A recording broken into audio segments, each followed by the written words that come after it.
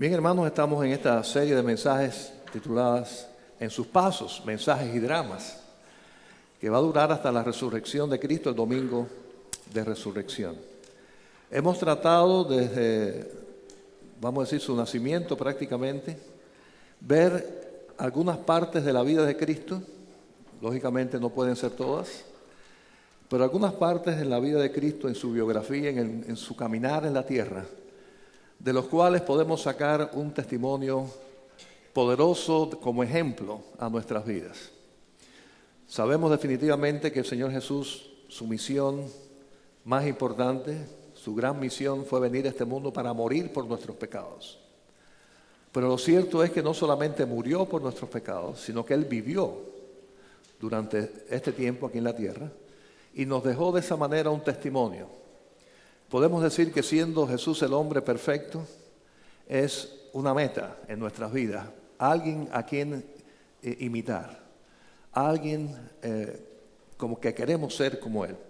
Y precisamente para eso es la vida de Cristo también. Él cumplió su ministerio, predicó la palabra, sanó enfermos, hizo una obra tremenda, pero al mismo tiempo con su vida nos dejó unos pasos a imitar. Y de eso se trata esta serie. Hoy vamos a hablar acerca de algo que fue muy normal en la vida de Jesús, quizá una de las cosas más famosas y conocidas de la vida de Jesús, que fue cómo Él practicó la misericordia hacia las personas necesitadas, específicamente haciendo milagros. Y fue parte de su ministerio. Repetimos, no fue lo más importante que Jesús vino a hacer. Pero no pudo Él evitar en su corazón lleno de amor y misericordia ver la necesidad de la gente y estando en sus manos poder hacer algo por ellos, dejar de hacerlo. Así que vamos a decir que hoy vemos en el Señor esa actitud, esa posición, esas acciones que demostraron el corazón de Él hacia las personas necesitadas. Y hubo muchos milagros a favor de personas. Y vamos a detenernos como mensaje solamente en uno de ellos. Y yo le invito a buscar en sus Biblias, allí en Marcos capítulo 2. Marcos capítulo 2, así que realmente se va a hacer la única cita que vamos a estar mirando, así que podemos dejar las Biblias abiertas. Allí en Marcos capítulo 2, comenzando en el versículo 1. Y dice así: entró Jesús otra vez en Capernaum, después de algunos días, y se oyó que estaba en casa. E inmediatamente se juntaron muchos, de manera que ya no cabían ni aún a la puerta, y les predicaba la palabra. Así que a modo de introducción podemos ver una realidad. El Señor Jesucristo está allí, y ya su fama se había corrido de la cantidad de gente que Él había sanado, muertos resucitados, ciegos habían visto, etcétera, o iban a pasar. Habían pasado muchas cosas ya que demostraban que Jesús hacía grandes cosas, y la gente estaba allí no precisamente para escuchar su mensaje, tenía algún interés de recibir algo del Señor. Pero ¿qué dice la palabra? Que Él lo que hacía, les estaba allí, era predicando. Definitivamente ya había muchas necesidades, pero el Señor Jesús comenzó a predicar la palabra del Señor. Yo no sé exactamente cuántos de ellos querían escuchar al Señor Jesús, pero lo cierto es que querían o no, allí el Señor empezó a predicar. Y realmente sí, muchas veces muchas personas se acercan a las iglesias buscando alguna prebenda material o alguna necesidad, a veces hasta emocional o familiar, y vienen a la iglesia buscando esas soluciones a sus vidas, que son reales, pero resulta que llegan y la iglesia lo primero que debe hacer, ¿qué cosa es? Predicar a Jesucristo. Y eso es lo que estaba haciendo el Señor a aquella gente. Mucha gente allí, al punto que la casa estaba llena, no se podía prácticamente entrar.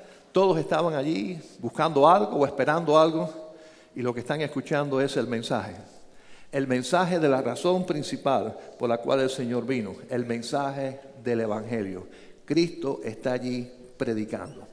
Entonces pasó esta historia muy conocida de muchos de nosotros, que la hemos escuchado desde que éramos niños, y viene lo que pasa ahí comenzando en el versículo 3. Entonces vinieron a él unos trayendo un paralítico que era cargado por 4. Y como no podían acercarse a él a causa de la multitud, descubrieron el techo de donde estaba y haciendo una abertura, bajaron el lecho en que yacía el paralítico. Y la primera parte del versículo 5, al ver Jesús la fe de ellos, dijo al paralítico, vamos a hacer una pausa allí. Así que estos amigos, y quizás algunos eran parientes, no sé, pero estos amigos estaban llevando a una persona necesitada, tratando de encontrarle una ayuda, una solución al problema que él tenía. Humanamente hablando, un paralítico no tenía muchas opciones humanas, físicas, médicas. Por consiguiente, quizás no era el momento de llevarlo a un médico, porque ya sabían que el médico no iba a resolver absolutamente nada. Lo estaban llevando a un lugar, o más que a un lugar, a una persona, donde ellos tenían alguna esperanza de que pudiera tener solución aquel problema de salud, un problema grave, un problema tan grave como el ser paralítico. Ahora, una cosa maravillosa que hicieron estos amigos fue no solamente tomar el interés de ayudar al amigo necesitado, sino de llevarlo a la persona correcta. Déjenme decirle que muchos de nuestros amigos quizás quieran ayudarnos y con la mejor intención nos lleven a un brujo, nos lleven a alguien que está haciendo algo pensando que nos está ayudando. No nos está ayudando, no nos está llevando a la persona correcta, al lugar correcto. Estos estaban llevando a su amigo paralítico al único lugar, escuchen esto, a la única persona que realmente podía hacer algo por él. ¿Se dan cuenta? Si lo hubieran llevado a cualquier otro lugar, a cualquier médico, a cualquier curandero, a cualquier otro, era muy difícil que tuviera solución o imposible. Quiere decir que hicieron dos cosas buenas. Hicieron algo poder en quererlo ayudar, pero hicieron algo poder en llevarlo al lugar correcto. Y cuando llegaron allí hubo un inconveniente. Resulta que no había forma de que ellos pudieran llevarle, siendo él paralítico, estando en una camilla, con tanta gente, no podían entrar. Y tomaron entonces una decisión, como ustedes vieron en la lectura, se encaramaron en el techo, vieron una abertura y por allí bajaron a aquel hombre delante del Señor Jesús. Así que, oye, amigos como estos son los que yo quisiera tener siempre, ¿verdad que sí? Cuando quieren ayudar, las inconveniencias no son obstáculos, sino que se busca una forma de poder realmente ayudar. Querían realmente la sanidad de su amigo. Querían insistir e insistir. Yo me gozo tanto, hermano, como pastor de la iglesia, cuando veo hermanos o hermanas que están tan preocupados por sus familiares que aún no han tomado una decisión por Cristo Jesús. Y lo cierto es que, bueno, el mismo Señor lo dijo, no hay profeta en la propia tierra de uno. Y ya están cansados de oír los sermones de su mamá o los sermones de su papá o de su hermano y ya no saben qué hacer. Y usted los ve a estos hermanos buscando vías. Si es un joven, que vayan unos jóvenes de la iglesia a mi casa a ver si le hablan del Señor. Si es un hombre, una esposa, ven pastor o ven un amigo porque a mí no me escuchas, pero quizás tú eres otro hombre si lo escuchas. Y vemos las personas buscando solución a algo que les carga el corazón. ¿Por qué? Porque aman a esa persona. Quieren que esa persona tenga una experiencia maravillosa, resuelvan su problema. Claro, el grave problema con esto es que definitivamente el paralítico sabía que estaba paralítico y necesitaba ayuda. Con él no hubo problema. Y lo que pasa con muchos de nuestros amigos, hermanos, familiares que no tienen a Cristo, que ellos ni ellos mismos reconocen el problema en que están, que necesitan un Salvador, que sí necesitan a alguien que perdone todos sus pecados, porque aún no han reconocido su condición. Y la condición de toda persona es que está condenada hasta tanto no acepte a Cristo. Y la razón por la cual toda persona está condenada hasta tanto no acepta a Cristo es porque todos hemos pecado. Perfecto, dice la Biblia, no hay ni uno humanamente, solamente hay uno perfecto que es Dios. Quiere decir que todos los demás hemos pecado. Y la paga del pecado es muerte. Por consiguiente, todos estamos en una condición como este paralítico. No parálisis física, pero sí una parálisis espiritual. Y necesitamos un milagro. Alguien que haga eso en nuestras vidas. Y qué bendición, hermanos. Cuando tenemos familiares y amigos que sí se ocupan de nosotros y nos hablan del Señor y nos invitan a la iglesia y están preocupados y tratando de que conozcamos la verdad. Conozcamos la verdad. La verdad no es ninguna religión. La verdad se llama Jesucristo. Él dijo, yo soy el camino, la verdad y la vida. Por consiguiente, cuando invitamos a la iglesia, cuando hablamos de Cristo, no es para que cambien de religión o se hagan de otra religión. Es para que tengan una experiencia personal con Cristo. Y eso es lo que estos amigos estaban haciendo. Y quiero decirles, y los hermanos que practican esto, y hablan del Señor, y se entrenan y se disipulan para poder predicarle a otras personas, podemos reconocer que los primeros grandes bendecidos somos nosotros. Cuando somos parte de algo tan maravilloso. Estuve leyendo lo que escribió el autor en un libro que se llama ¿Qué sabe tu cuerpo acerca de Dios? Y es muy interesante. Yo no leí el libro, pero leí esta parte. Él menciona allí a InterVarsity Press que habla y explica lo que se hizo en un hospital con pacientes de esclerosis múltiple. Ellos querían investigar, buscar algunos recursos y métodos para buscar mejoría. En una investigación hicieron 2 grupos de pacientes con los mismos síntomas, enfermos con esta enfermedad de esclerosis múltiple. Y en estos 2 grupos le hicieron 2 tratamientos distintos. En uno les enseñaron a ellos cómo tener más habilidades para enfrentar su enfermedad. Y en el otro, sencillamente, no aprender nada, sino que vinieran otros pacientes para ayudarles a aquellos cómo mejorar y cómo enfrentar su enfermedad. Así que en uno era un curso de cómo hacerlo, otro era que vinieran otros enfermos a ayudarle a hacerlo. Y lo interesante de los resultados, según el autor, es que los 2 grupos quedaron iguales. No hubo diferencia en ninguno de los 2. Tanto lo mismo ocurrió con aquellos que pasaron el curso donde vinieron a explicarle cómo hacer mejoría, como aquellos que fueron ayudados. Pero la gran sorpresa fue que los que sí mejoraron fueron los que vinieron a ayudar al grupo 2. Los enfermos que vinieron a ayudar a aquellos otros enfermos, ahí sí se notó, dice, inmediatamente una mejoría. Por consiguiente, ellos estaban desubicados en pensar cómo se resolvía el problema. El problema no se resolvía en los enfermos, que alguien viniera a ayudarles, sino en que ellos salieran a ayudar a otros. Y déjenme decirle, en la vida cristiana, eso es una gran realidad. Muchos de nosotros hemos estado estancados espiritualmente por mucho tiempo. Quizás tuvimos ese primer amor con el Señor y estuvimos muy entusiasmados con las cosas del Señor y de pronto caemos en ese letargo espiritual donde nos convertimos en domingueros y si acaso, y poco hacemos y nos sentimos mal y decimos, ¿cómo es posible? Yo quisiera ser un cristiano más activo, yo quisiera crecer espiritualmente. Y de hecho estamos muy propensos en esa situación a caer en pecados y a caer en las tentaciones del diablo.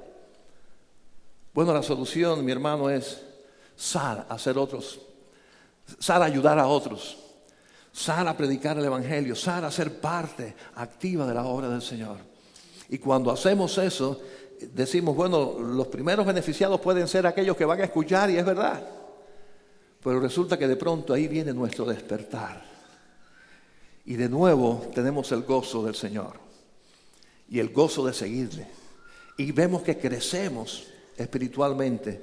Es una actitud de decisión de servir, decisión de obedecer, salir de la comodidad y empezar a hacer la obra que el Señor nos ha enviado a hacer. ¿Y qué dice ahí en el versículo 4? ¿Qué vio el Señor Jesús en ellos? Dice que vio fe. Así que la solución fue de lo que el Señor vio. Vio el esfuerzo Pero el esfuerzo, lo importante de ese esfuerzo por su amigo, es que demostraba y demostró al Señor que ellos tenían fe de que Jesús sí podía hacer algo por ellos. Así que vamos a decir que en esta serie que estamos imitando, tratando de imitar los pasos de Cristo, ya vimos el domingo pasado la buena acción de María, la Madre del Señor, cuando le dijo, hagan todo lo que Él quiere hacer. Y eso fue una buena actitud de María. Igualmente estamos mirando ahora en estos otros que no son precisamente los pasos del Señor, sino los que estaban alrededor de Él, de estos hombres, de estos amigos que estuvieron dispuestos a hacer algo por su amigo porque creían en el poder de Jesús. Tuvieron fe en lo que Jesús podía hacer por él e inmediatamente lo hicieron. Vamos a decir que ellos provocaron en el Señor poner en práctica esa misericordia que Él tiene por nosotros de una manera especial. Y lo vemos allí, esa misericordia, cómo se puso en práctica. Vamos a ver los versículos 5 al 9. Dice, al ver Jesús la fe de ellos, dijo al paralítico, hijo, tus pecados te son perdonados. Estaban allí sentados algunos de los escribas, los cuales cavilaban en sus corazones. ¿Por qué éste habla así? Blasfemias, dice. ¿Quién puede perdonar pecados sino solo Dios? Y conociendo luego Jesús en su espíritu que cavilaban de esta manera dentro de sí mismo, les dijo, ¿por qué caviláis así en vuestros corazones? ¿Qué es más fácil decir al paralítico? ¿Tus pecados te son perdonados? O decirle, levántate, toma tu lecho y anda. Así que al ver la fe de ellos, el Señor decidió hacer algo por aquel paralítico. ¿Y qué fue lo que hizo? ¿Lo sanó? No, le perdonó los pecados. Así que la primera acción, cuando Cristo ve a ese hombre, todos estaban mirando lo externo. Era un paralítico. Pero Cristo vio algo más en él. Algo interno. Y por cierto, vio en eso más prioridad. Porque fue lo que hizo. Le perdonó sus pecados. Así que para mí resulta interesante que lo que el Señor en primer lugar hizo no fue lo que la gente esperaba que Él hiciera. Era lo que la gente estaba expectante que Él hiciera. Es paralítico, ¿qué va a hacer? Lo va a sanar. Va a ser un milagro tremendo. Bueno, el milagro que Él hizo era más tremendo que decirle que se sanara. Porque hizo algo en lo más profundo de su corazón. Él le perdonó sus pecados. Y déjenme decirle, cualquiera dice te perdono los pecados, ¿verdad que sí? Cualquiera dice eso. Ahora, solamente uno puede decirlo y que tus pecados sean perdonados. Así que lo que Él dijo allí, que vamos a ver que realmente sonó como blasfemia, porque solamente Dios puede perdonar pecados, fue lo que ocurrió. Así que nadie lo vio. Pero ese fue el gran milagro que ocurrió allí primero. Fue un milagro en el corazón de esa persona. Fue un milagro por la eternidad. Ese paralítico en ese momento, todos sus pecados fueron perdonados. Porque el Hijo de Dios vio que tuvo fe, él y sus amigos, y debido a eso le perdonó todos sus pecados. Así que ahí el Señor priorizó lo más importante. Yo creo que ya hay enseñanza para nosotros. Lo más importante no es lo físico, lo más importante es lo espiritual, sin que lo físico deje de ser importante. Ahora, esto que pasó vino a colación entonces con una actitud y unas palabras los escribas. Hermanos, los escribas eran los que transcribían la Biblia de una generación en otra. Quiere decir que eran sumamente conocedores de la palabra de Dios. Estos no eran solamente los fanáticos fariseos, estos eran verdaderos conocedores de la ley de Dios, de la palabra de Dios. Y quiere decir que ellos sí conocían y sabían que la ley de Dios dice que solamente Dios puede perdonar pecados. Quiere decir que realmente a los ojos de ellos, Jesús está cometiendo un pecado. Jesús está desobedeciendo la ley. Porque está haciendo algo que le corresponde solo a Dios. Ahora, la gran pregunta es, ¿y realmente Jesucristo entonces pecó ahí? ¿Realmente Jesucristo estaba desobedeciendo la ley de Dios? Hermanos, solamente aquí hay dos opciones. O sí lo hizo y violó la ley, por consiguiente Cristo fue un hombre pecador igual que cualquier otro. O no violó la ley, ¿por qué? Porque sí es Dios. Aquí no hay dos medios. Y sabemos que el Señor Jesús, no solamente en este momento, sino en otros muchos momentos, demostró que sí es el Hijo de Dios, que sí es divino, que él sí, como Dios, puede perdonar pecados. Por cierto, como Dios puede hacer otras muchas cosas también. Y una de las cosas maravillosas que está haciendo ese Cristo resucitado, divino, es que está aquí con nosotros hoy. ¿Quién lo cree? Y en este momento, ¿cuántas iglesias no estarán reunidas? Hoy domingo 11 de la mañana, bueno, 12 del día. ¿Cuántas iglesias? ¿Y en cuántas de ellas escogió Cristo estar? Déjeme decirle, si no es Dios, nada más que estaría en una. Porque el ser omnipresente es un atributo divino. Quiere decir, hermanos, que en este momento, para el Señor fue sumamente importante que quedara claro que Él es el Hijo de Dios. Que quedara claro que Él tiene poder para perdonar pecados. Porque perdonó pecados. Porque lo hizo. Y lógicamente, y es algo que sí nosotros no podemos imitar a Cristo. ¿Verdad que no podemos imitar a Cristo? No podemos decir como Cristo dijo, yo te perdono los pecados. ¿Quiénes somos nosotros? Nosotros si estuviéramos violando la ley de Dios y estaríamos haciendo lo incorrecto. Ahora, ¿qué sí podemos hacer? Lo que hicieron estos amigos de ir nosotros primero y llevar a aquellos delante del Hijo de Dios que puede perdonar todos nuestros pecados. Hacerlo y disfrutar de esa maravillosa experiencia que es por la eternidad. Déjeme decirle que sabemos cómo termina la historia. Vamos a verla ahora, que el Señor como quiera hizo el milagro y lo levantó. Pero hay una cosa cierta.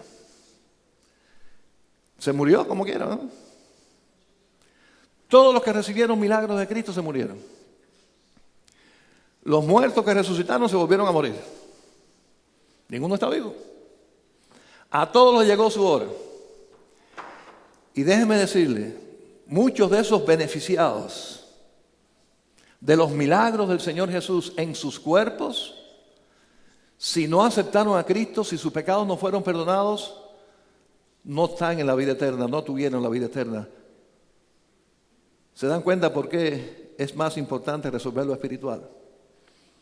¿Se dan cuenta por qué la bendición número 1 de este paralítico en este encuentro con Cristo no fue que salió caminando de allí, lo cual fue muy bueno, sino porque ese día tuvo la vida eterna? Y con esa experiencia y creyendo lo que Jesús dice, ¿dónde está ese hombre que ni su nombre está, pero sabemos que el Señor lo sanó? ¿Dónde está ahora? En la presencia del Señor. Está con Él. ¿Por qué? Porque tuvo vida eterna. Porque sus pecados le fueron perdonados. Así que en este momento Él debe estar tan contento y tan gozoso. No porque aquel día salió caminando que fue tan bueno, sino porque aquel día puso la fe en Cristo y sus pecados fueron perdonados. Porque eso es por la eternidad. Eso es para siempre. Y esa fue la experiencia, ese fue el mensaje que el Señor quiso dar. Y está escrito, vamos a ver qué dicen los versículos 10 al 12, que es como termina esta historia. Pues, para que sepáis que el Hijo del Hombre, hijo con mayúscula, hombre con mayúscula, ¿se dan cuenta? Todos aquí somos hijos de un hombre. No sé cuántos de aquí fueron hechos, bueno, de una manera, inseminación artificial, un hombre tuvo que ver con eso. Todos somos hijos de un hombre, pero ninguno de nosotros es el hijo del hombre. Con mayúscula hijo, con mayúscula hombre. Es un término divino. Pues para que sepáis que el Hijo del Hombre tiene potestad en la tierra para perdonar pecados, dijo al paralítico, a ti te digo, levántate, toma tu lecho y vete a tu casa. Entonces él se levantó enseguida y tomando su lecho, salió de delante de ellos, de manera que todos se asombraron y glorificaron a Dios, diciendo, nunca hemos visto tal cosa. Se ve que no era gente de fe, porque yo digo que la gloria grande debió haber sido, si creían de verdad en Cristo, no cuando se levantó aquel paralítico y cogió su camilla y salió caminando, sino cuando escucharon que Cristo le perdonó sus pecados. ¿No creen ustedes que es el momento de decir, gloria a Dios, bendito sea el Señor, un alma ganada por la eternidad? ¿No hicieron eso? Más bien lo que hicieron fue criticar, y me imagino que muchos de ellos cuando lo escriba dijeron, o bueno, no los dijeron, estaban pensándolo. Pero quizás no fueron solamente los escribas como diciendo, y este es perdonando pecados, si eso es de Dios nada más. Es más, todo el mundo está esperando que lo sanara. Ahora, yo preparando el mensaje estuve pensando así, diciendo, ¿qué hubiera pasado si el Señor hubiera decidido no sanarlo? ¿Qué hubiera pasado si el Señor hubiera decidido en ese momento nada más que perdonarle sus pecados y dejarlo paralítico? Hubiera sido interesante, ¿verdad? Posiblemente no hubieran salido dando gloria a Dios, sino saliendo diciendo, este es un mentiroso, este es un que dice que perdona pecados, pero no es capaz de sanar a un paralítico. Pero el Señor, para mí también resulta interesante, porque en la mayoría de los milagros que Él hizo, no era para demostrarle nada a nadie, fue sencillamente porque tuvo misericordia de esa gente y los sanaba. Pero en este caso, está diciendo que Él los sanó para que vieran que realmente Él sí es el Hijo de Dios. Quiere decir que en este momento fue un milagro de sanidad para recordarle a ellos y a nosotros hoy aquí que el Cristo y el Señor que tenemos, el intermediario entre Dios Padre y los hombres, el que vino a este mundo, es Dios Todopoderoso que tiene poder para perdonar nuestros pecados, para estar con nosotros, para prepararnos un lugar en el cielo, para recibirnos allí cuando estemos con Él y para ser nuestro Rey y Señor por toda la eternidad. Quiere decir, para que vean que no solamente fue de palabras, sino con hechos, le digo que es más fácil decirle tus pecados son perdonados o decirle al paralítico, levántate, toma tu camilla o tu cama y vete. Para que vean que el Hijo del Hombre, el Hijo de Dios tiene poder. Te digo a ti, levántate, toma tu camilla, tu cama y vete. Y el hombre que hizo, se levantó, cogió su camilla y se fue. Y entonces la gente empezó a dar gloria a Dios.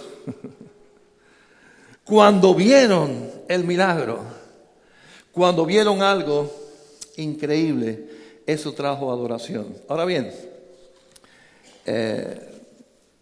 ¿cómo se puede aplicar esto en la vida nuestra? Sin que necesariamente tengamos que tener la experiencia de un milagro tan maravilloso, porque lo cierto es, en el aspecto físico, ¿no? El cierto es que muchos de nosotros quizás nunca ha estado ciego, nunca ha estado paralítico, nunca se ha muerto y el Señor vino y lo resucitó, ni nada de eso. ¿Cuáles serán las evidencias visibles? Como la que tuvo este paralítico que se levantó delante de todo el mundo, cogió su cama y se fue. Que haga que las personas glorifiquen a Dios por lo que ese Dios hizo en nosotros. Déjeme decirle, nadie va a glorificar a Dios porque le digamos, Cristo cambió mi vida, ahora soy salvo y soy cristiano. A no ser que sea otro cristiano.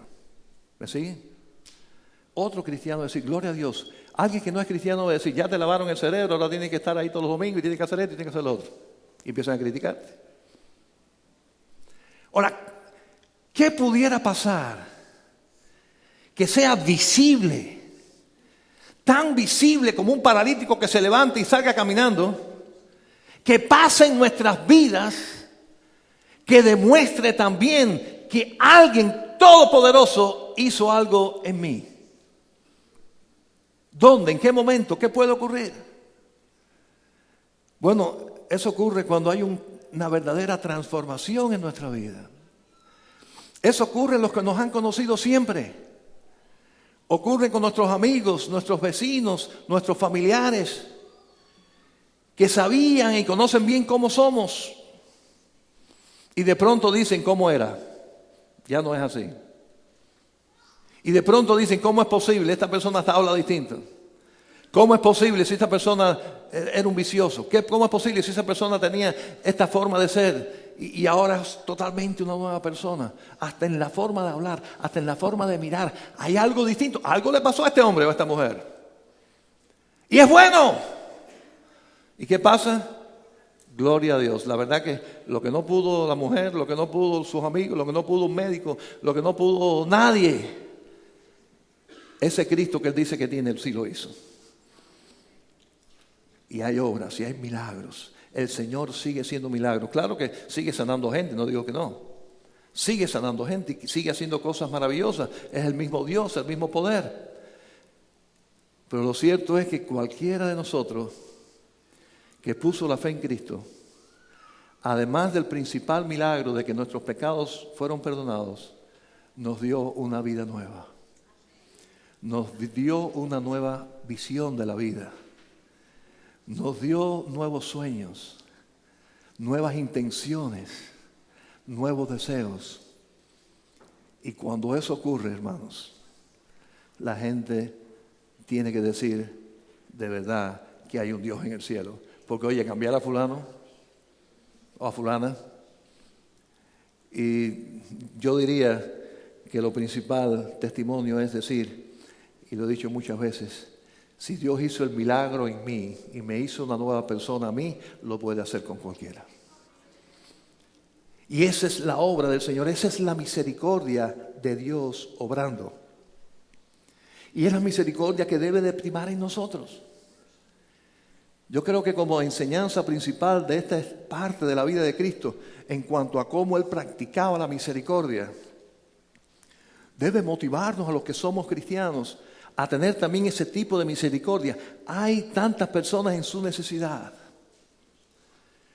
Y evidentemente tenía una necesidad física. Pero alrededor nuestro hay personas tan necesitadas de tantas cosas. Pero cuando vayamos a ellos, recordemos la misericordia de Cristo. Primero se ocupó de su alma, de su espíritu. Ese era el mayor problema. Eso fue lo que primero llamó la atención de Cristo, de aquel hombre sentado en una cama paralítico. Cuando le vio, lo primero que vio fue su corazón y fue movido a misericordia y vio su fe y le dijo, tus pecados son perdonados, antes de ocuparse de sus piernas. Pero después se ocupó de sus piernas. Así que hermanos, que tengamos ese espíritu de la verdadera misericordia. Que vemos a la persona en toda su necesidad. Que vamos a ayudar a la persona en toda su necesidad. Pero vamos a empezar por lo espiritual. Porque va a ser lo más importante. Y después, lógicamente, o parte, al mismo tiempo, simultáneamente, también puede hacerse. Le ayudamos. No siempre es un problema de salud, a veces es un problema moral, o es un problema emocional. O es un problema de ropa, es un problema de dinero, es un problema de amor. Las personas están tan necesitadas a nuestro alrededor. Personas abusadas, personas discriminadas, personas solas, abandonadas, etcétera, etcétera. Y necesitan de una mano amiga, de alguien que esté con ellos, que le comparta misericordia práctica. Y debemos de hacerlo como Cristo lo hizo. Y llevar a esa persona sobre todo a la salud espiritual que es para siempre, pero ocuparnos también de todas sus necesidades. Así que, ¿qué podemos ver en esta historia? Amigos verdaderos venciendo obstáculos por alguien del cual sienten compasión. venciendo obstáculos para que esas personas tengan un encuentro con Cristo. Y yo creo que en primer lugar esa debe ser nuestra decisión hoy.